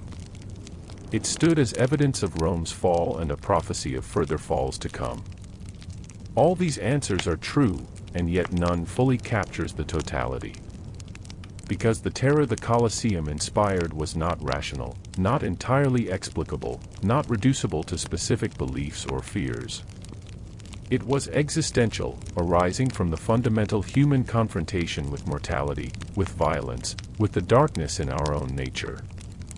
The Colosseum made that confrontation unavoidable. Medieval people could not ignore it, it was too large, too present. They could not forget it, it was too famous, too significant. They could not explain it away, it exceeded their explanatory frameworks. So they lived with it, uneasily, telling stories about it, praying in it, avoiding it when possible, approaching it with caution when necessary. Their relationship with the Colosseum was complicated, ambivalent, charged with anxiety. It was not simple fear, though fear was part of it. It was a complex mixture of awe and dread, fascination and repulsion, reverence and horror. They recognized that the Colosseum was important, that it mattered, that it contained meaning they needed to engage with even if they could not fully understand. This medieval relationship offers a model for our own relationship with difficult history, with monuments that commemorate or embody values we no longer share, with sites of suffering and violence. We cannot simply condemn and forget. We cannot simply celebrate and ignore the darkness. We must hold the complexity, acknowledge the contradictions, allow ourselves to feel the discomfort. The Colosseum teaches us to be uncomfortable. It does not allow easy answers or simple feelings. It is both magnificent and monstrous, beautiful and terrible. It represents human achievement and human cruelty, genius and barbarity, civilization and savagery. These opposites do not cancel each other out but coexist, intertwined, inseparable. Medieval Europeans were right to be terrified. The Colosseum is terrifying. Not because of supernatural dangers but because of what it reveals about human nature, about what we are capable of when our worst impulses are given free rein, when cruelty is normalized, when suffering becomes entertainment. And we should be terrified too, in our way. Not paralyzed by fear, not frozen by horror, but awakened by it, made vigilant by it, prompted to reflection and to choice. The Colosseum stands as a warning from the past, but it speaks to the present and the future.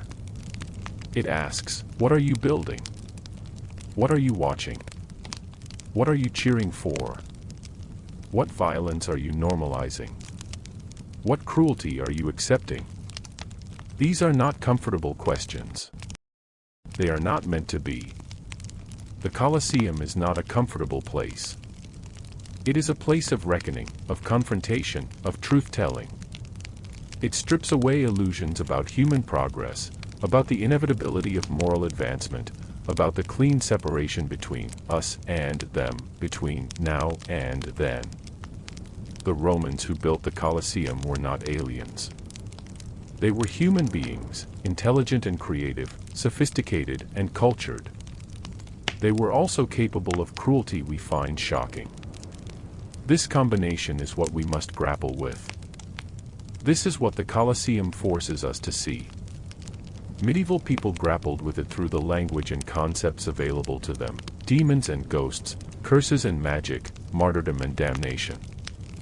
These were their tools for making sense of something that resisted sense-making.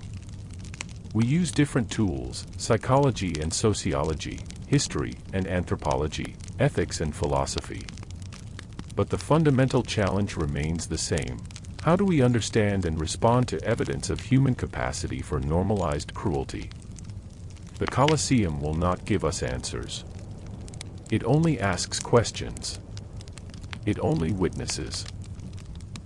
It stands, massive and silent, allowing us to project our fears and meanings onto it, but never quite conforming to those projections, always exceeding them, always remaining slightly alien, slightly other, slightly inexplicable. This inexplicability is perhaps its greatest gift. In a world where we think we have explained everything, where we believe we understand ourselves and our history, the Colosseum remains a mystery. Not a mystery in the sense of lacking information, we know a great deal about its construction and use, but a mystery in the deeper sense of something that resists complete understanding, that retains an aura of strangeness, that will not be fully domesticated by knowledge. Medieval people lived in a world full of mysteries, a world where the unknown was expected, where the inexplicable was normal. We live in a world that claims to have eliminated mystery, that believes everything can eventually be explained and understood. The Colosseum reminds us that this claim is false, that mystery persists, that some things remain beyond our full comprehension. And this is appropriate. Death should remain mysterious, incomprehensible, terrible. Suffering should resist explanation, should not be normalized or made comfortable. The Colosseum embodies death and suffering on a massive scale, and its refusal to be completely understood, to be fully processed and filed away, is a kind of fidelity to those who died there, a way of honoring their reality by not pretending we can fully grasp what they experienced. The medieval pilgrims who came to the Colosseum to pray for the martyrs were engaging in this kind of honoring. They could not bring the dead back. They could not undo what had been done. But they could remember, and they could refuse to forget, and they could allow their remembering to cost them something: the comfort of ignorance, the ease of distance, the security of certainty. We are called to the same kind of remembering. Not morbid dwelling on horror, not paralysis before the weight of history, but honest acknowledgement of what was, serious reckoning with what it means, and commitment to choosing differently. The Colosseum terrified medieval Europe because it demanded this reckoning. It stood as an unavoidable presence, a stone sermon on mortality and cruelty, a monument that would not let them rest easy in their assumptions about themselves and their world. It disrupted their comfort, challenged their narratives, forced them to confront uncomfortable truths. It can do the same for us, if we let it. If we approach not just as tourists seeking a photo opportunity, not just as students checking off a historical site, but as seekers of truth, as people willing to be changed by what we encounter, then the Colosseum still has power to teach, to challenge, to transform. The prophecy that while the Colosseum stands, Rome shall stand, and when it falls, Rome shall fall, and when Rome falls, the world shall fall. This prophecy is about more than physical structures. It is about memory, about reckoning, about the willingness to face difficult truths.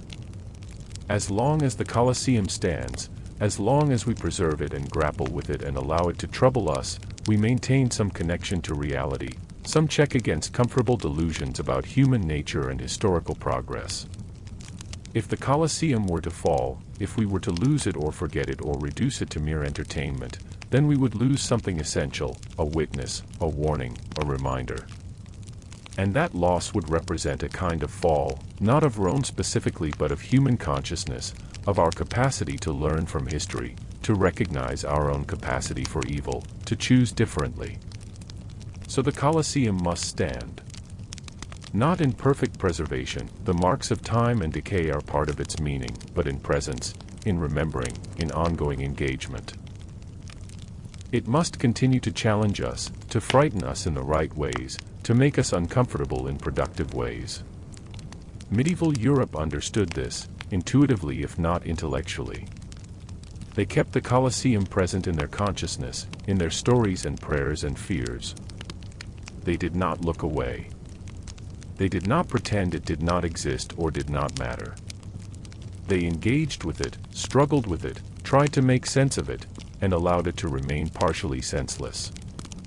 We honor their engagement by continuing it, by bringing our own questions and fears and hopes to the ancient stones, by standing in the arena and allowing ourselves to feel the weight of history, the presence of the dead, the challenge of the past.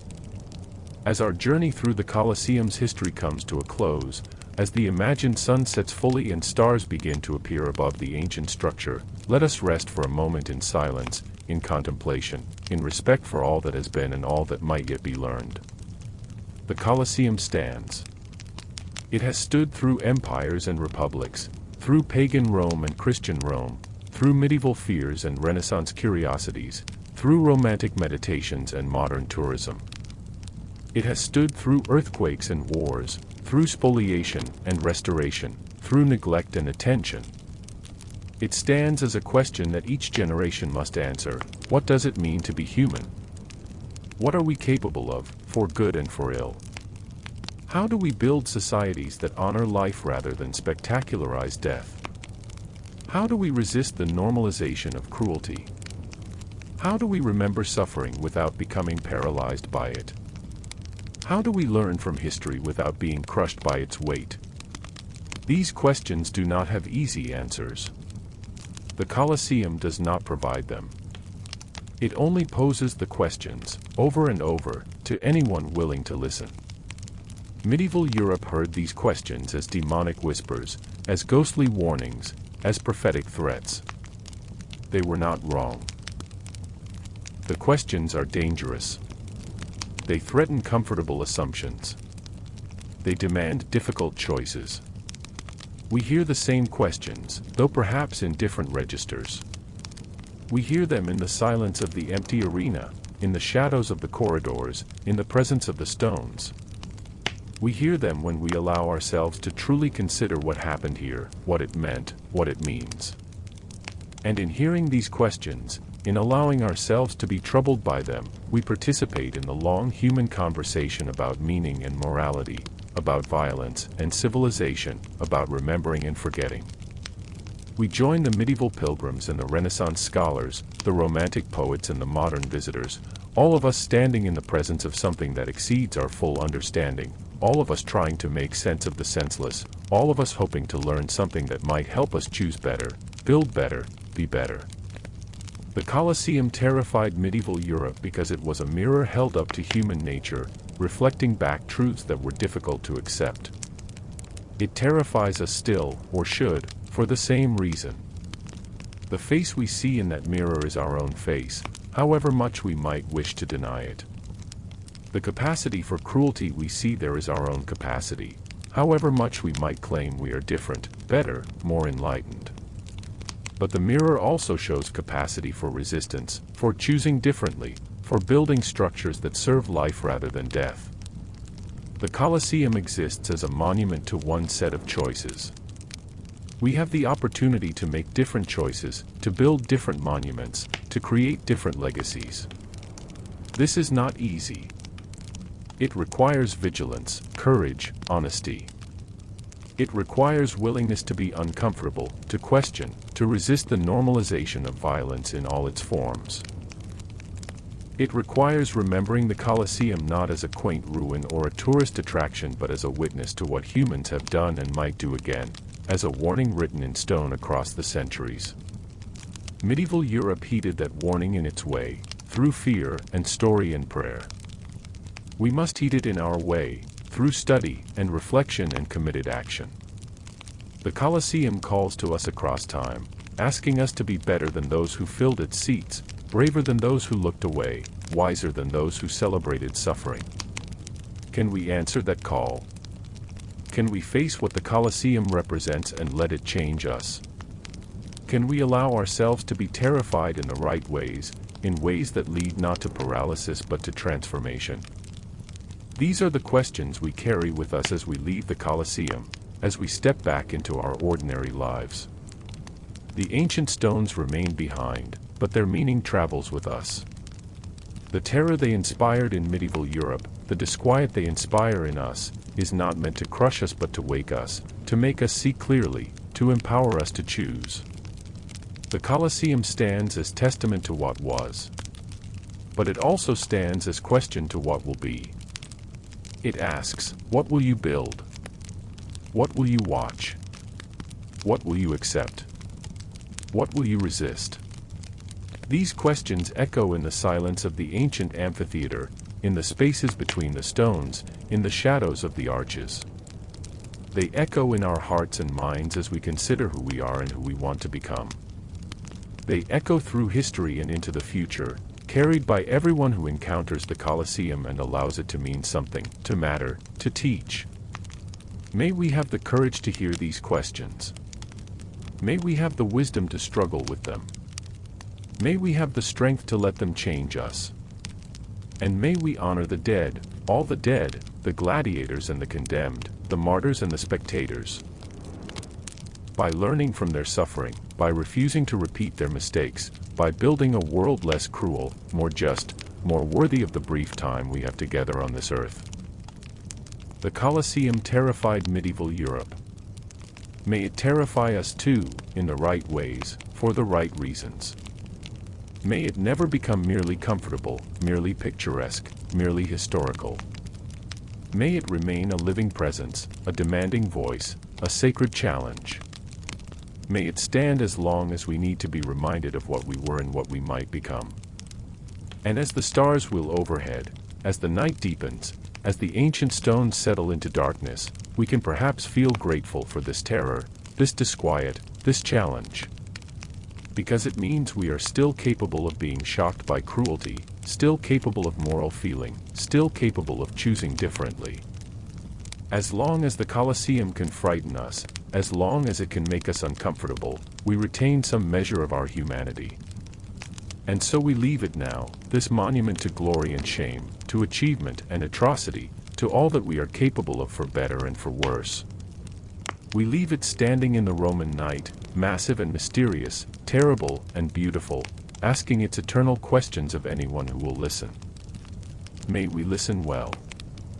May we answer with our lives, with our choices, with the structures we build and the values we cherish. May we honor the witness of the stones by becoming witnesses ourselves, to truth and to justice, to memory and to hope. The Colosseum stands. Rome stands. The world turns. And we, who have walked through history in our imagination, who have felt the weight of centuries in the presence of the dead, we carry forward what we have learned, what we have felt, what we have begun to understand. This is the gift of history, of monuments, of places like the Colosseum. They teach us by making us feel, by making us see, by making us confront truths we might prefer to avoid. They give us the opportunity to learn from the past without having to repeat it, to honor the dead without having to join them prematurely, to choose wisdom over folly, compassion over cruelty, life over death. And so, dear listener, as our journey through the shadows of the Colosseum comes to its end, as we emerge from the depths of history into the quiet present of this moment, wherever you are, whenever you are listening, know that you carry with you now something precious, the memory of what was, the awareness of what might be, and the power to choose how you will respond. The Colosseum terrified medieval Europe because it spoke truths that needed to be heard, even when hearing them was painful. It speaks truths to us still. May we have ears to hear, hearts to feel, and courage to act on what we learn. The night is quiet now. The ancient stones rest in darkness. But the questions they ask continue to echo, waiting for answers that only we can provide, calling us to be better, to build better, to remember always that we are responsible for what we create, what we celebrate, what we leave behind. Sleep well, kind listener, knowing that you have walked with me through deep time, through shadow and stone, through terror and wonder. Tomorrow brings new choices, new opportunities, new chances to honor what we have learned. But for now, rest. Let history settle into your bones. Let the questions find their home in your heart. The Colosseum stands, and will stand, bearing witness to all that was and all that will be. And we, who have stood before it in imagination, who have felt its power and faced its challenge, we stand too, changed perhaps, sobered certainly, but also somehow strengthened by confronting what is difficult, what is true, what is necessary to see. May your dreams be gentle. May your rest be deep. And may you wake with clarity and purpose, ready to build a world worthy of the sacrifices of all who came before, a world where monuments testify not to cruelty but to compassion, not to domination but to dignity, not to the machinery of death but to the flourishing of life. The story of the Colosseum is the story of humanity. Our capacity for brilliance and brutality, our genius and our folly, our heights and our depths. It is a story that never truly ends, because each generation must tell it again, must face it again, must decide again what it means and what they will do with that meaning. This has been our telling, our facing, our deciding. May it serve you well. May it trouble your sleep just enough to wake you to what matters. May it gift you with the terrifying and beautiful awareness that history is not just past but present, not just then but now, not just them but us. And with that gift, with that awareness, with that terror that is also wisdom, we close this chapter and open ourselves to whatever comes next, whatever we will make of the time we have been given, whatever monuments we will build with our choices and our lives. Peace to you, kind listener. Peace to the living and the dead. Peace to all who struggle with difficult truths and remain committed to seeking them nonetheless.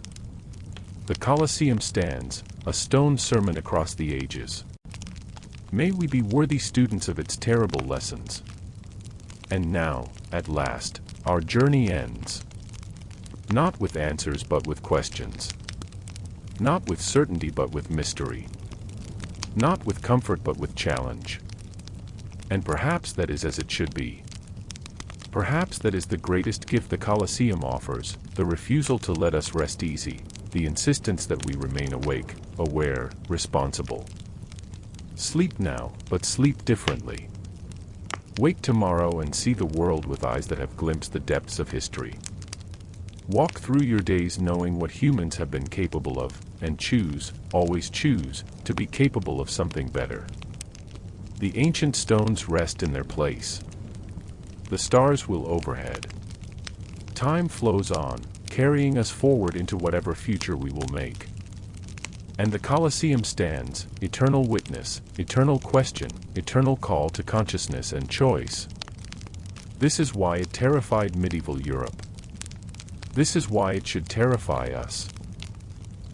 And this is why we must never forget it, never dismiss it, never allow it to become less than what it is, a monument to truth, terrible and necessary, asking everything of us and offering in return only the chance to become more fully human, more fully awake, more fully alive to the moral weight of existence. Thank you for walking with me through these shadows. Thank you for listening to these stories of stone and time. Thank you for allowing yourself to be troubled, to be challenged, to be changed. The Colosseum has been our teacher tonight.